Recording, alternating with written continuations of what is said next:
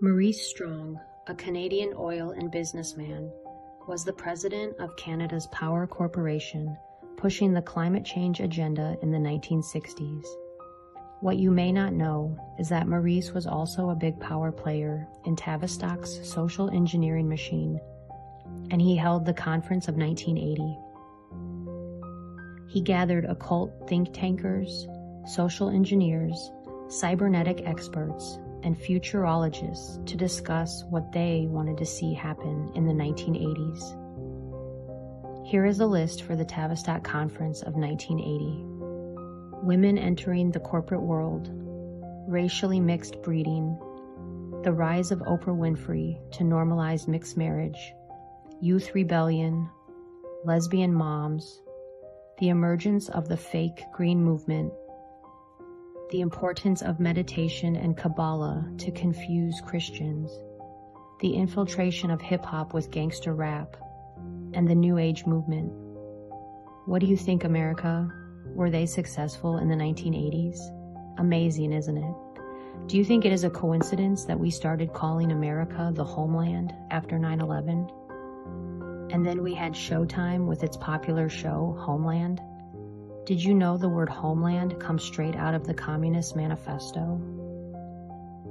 These social scientist wizards understand you better than you understand yourself. They can profile any audience to accept lies, and they know you won't even question it, unless, of course, you have broken your programming. When we think of the word intelligence, we usually think Mossad, CIA, MI6, but we never think Tavistock. Did you know that the majority of CIA and MI6 operatives get their training at Tavistock? Here is a list of what they learn: metaphysics, mind control, behavior modification strategy, ESP, hypnotism, esoteric knowledge, Satanism, and Manichaean theology, which is understanding the duality of good and evil. So how did this happen? Let's go back to the beginning. Our Tavistock story begins in the late 1800s with Arthur Sharep Spiridovich, a white Russian loyalist who was anti-communist. He was a Russian general and claimed to be well-versed in international affairs and predicted huge world events. In 1902, he warned kings and dukes about future assassination attempts, and he was right. He also predicted the First World War due to his knowledge about the hidden hand, in which he called a secret group of 300 Jewish families controlling the world events. Spiridovich emigrated to New York and wrote the book Secret World Government. He was found dead in his hotel room in 1926 at the age of 59 from suicide. So who was this secret group of Jews? Spiridovich was talking about the Committee of 300. Walter Rathenau, a German politician, once said, 300 men, all of whom know one another, guide the economic destinies of the continent and seek their successors from within their own environment. Dr. John Coleman was a British intelligence officer who gained access to a private British museum in London. It was here that Coleman discovered the highly classified documents of Tavistock. It angered him so much he spent 5 years reading and deciphering them, and wrote the book, The Tavistock Institution of Human Relations. Tavistock was secretly started in 1913 and was funded by the British monarchy, the Milner Group, the Rockefellers, and the Rothschilds. Tavistock's first purpose was to create propaganda to start a war between Britain and Germany. The motivation behind the war was inspired by Germany's rapid progress on surpassing Britain with economic power. Tavistock's second purpose was to infiltrate America by establishing a centralized bank, removing the gold standard, and the degradation of women and religion. This group's mission was to establish a complete breakdown of America's values to enslave us. To jumpstart the program, they hired Edward Bernays. Bernays was the nephew of Sigmund Freud and was the father of public relations. He wrote 3 books, Crystallizing Public Opinion, Propaganda, and The Engineering of Consent. Bernays believed people were so irrational, and he believed so strongly in crowd psychology, that he could convince masses of people to do almost anything. Edward Bernays was a Tavistock coach and advisor to President Woodrow Wilson. Wilson ran and won the presidency on the promise that he would keep America out of war. But with the infiltration of Bernays, he persuaded Congress to declare war on Germany and started the First World War. And on December 23, 1913, while all Americans were getting ready to celebrate Christmas, Woodrow Wilson signed the Federal Reserve Act, a law that created the Federal Reserve System, the central banking system of the United States. This led to effectively abolishing the gold standard. It was now 1933, and Tavistock's mission was already 50% complete.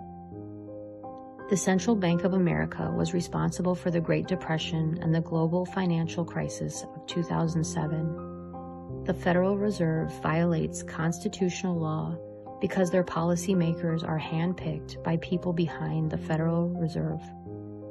Their meetings are secret, and there is no transparency to what they are doing. In 1932, an outspoken critic of the Fed, Louis T. McFadden, said, "We have in this country one of the most corrupt institutions the world has ever known. I refer to the Federal Reserve Board and Bank. This evil institution has impoverished and ruined the people of the United States through its corrupt practices of the money vultures who control it."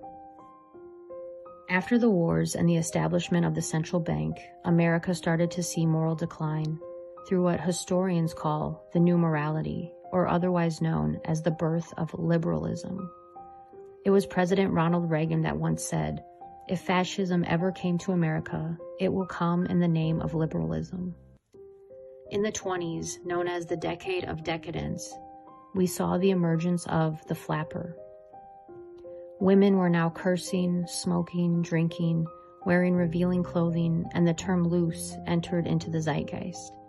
This was a cause and effect directly from advertising and Tavistock music, which was pushed from these think tanks. In the 1930s, homosexuality and lesbianism became rampant, not out of any inner or latent desires, but as a means to shock the old establishment during the Great Depression. During the Great Depression, the nation was numb.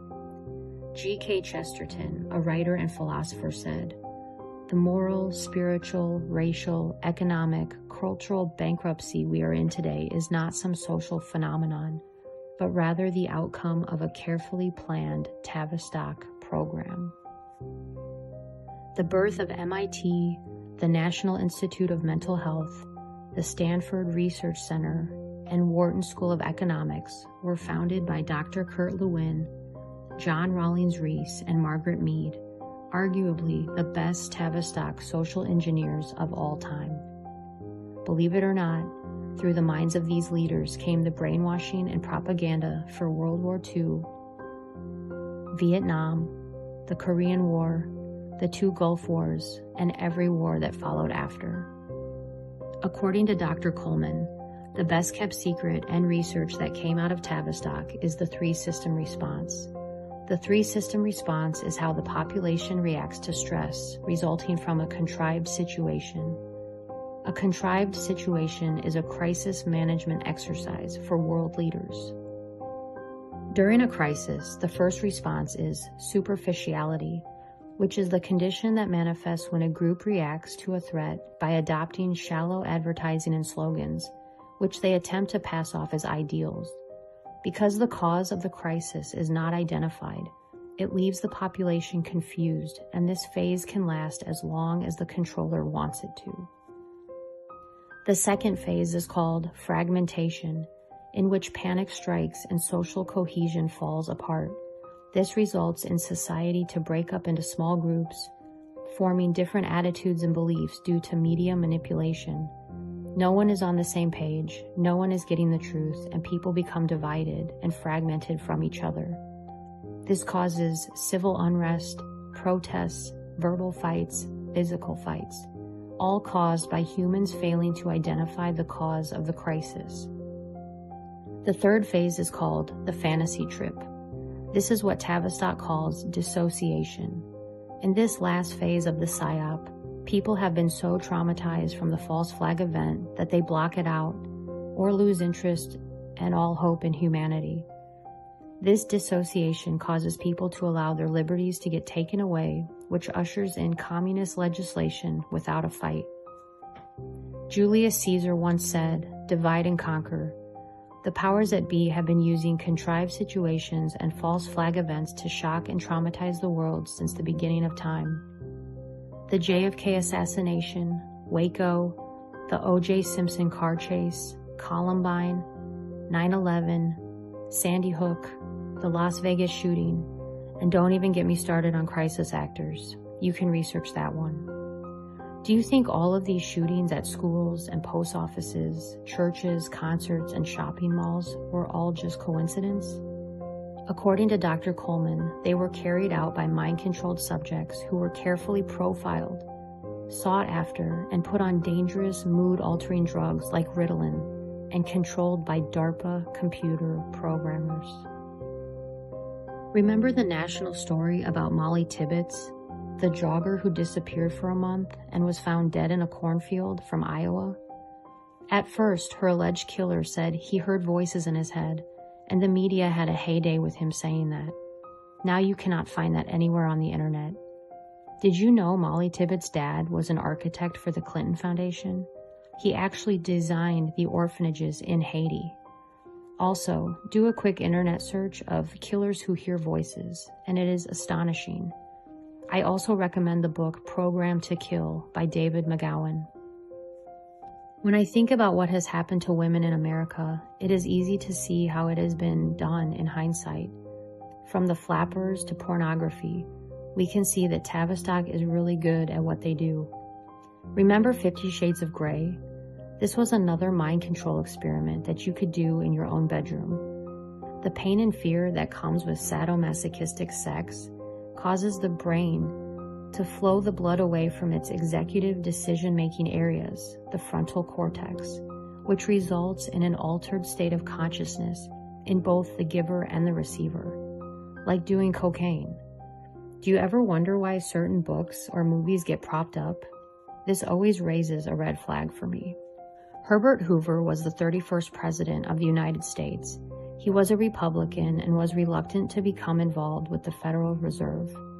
He believed in strengthening American business and believed that individual reliance on banks would weaken the economy.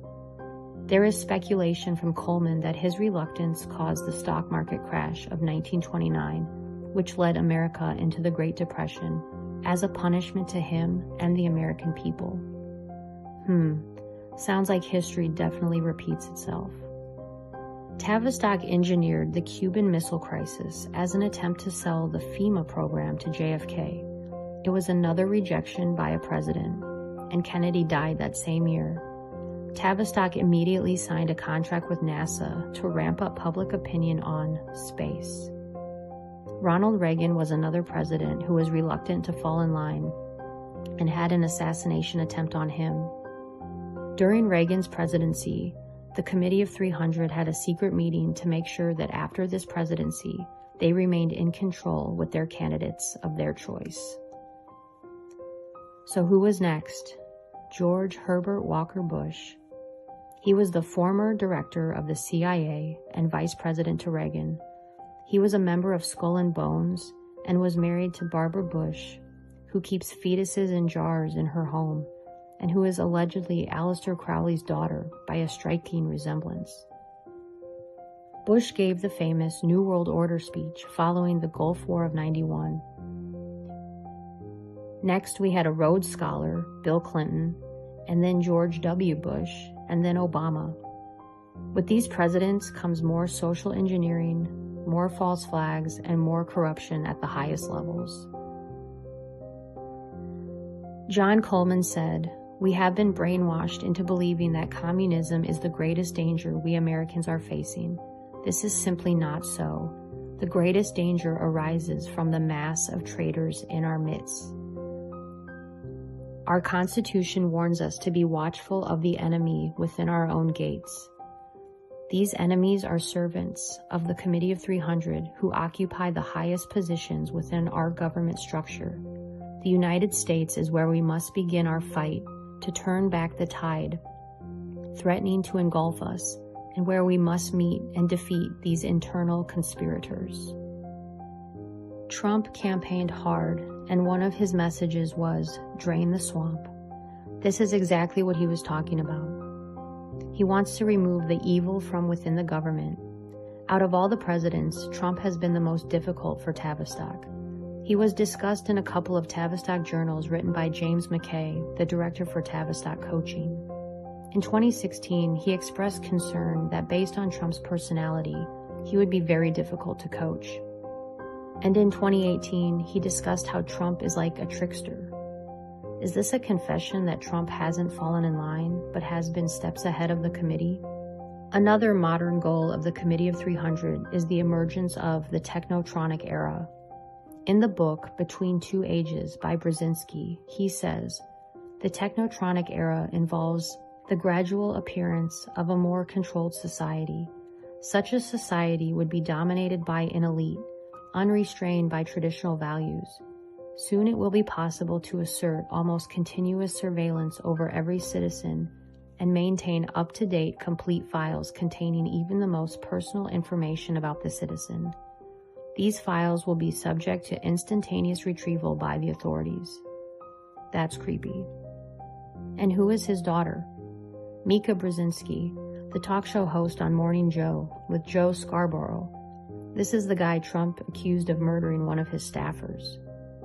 The book by Brzezinski also discussed future human cloning and robotoids, people who acted like people and who seemed to be people, but were not people. There are psyops within psyops. Disinformation is everywhere. Corrupt people run amok in our government. This is Tavistock. Today, people are still distracted with what the elite call the bread and circuses. Baseball, football, endless Hollywood, and Social Security. Nothing has changed. The program is so good. If you were to try to explain this to somebody, they would think you are crazy. That is how good the programming is. Because after all, if you don't program your mind, someone will program it for you. And it makes me remember the Tavistock whistleblower, Spiridovich, the man who took his own life at the age of 59. Or did he? Did he know too much? In 2020, looking back, it seems to me that he knew a lot. I will leave you with that to do your own critical thinking. Until then, stay safe out there and don't stop questioning the world around you.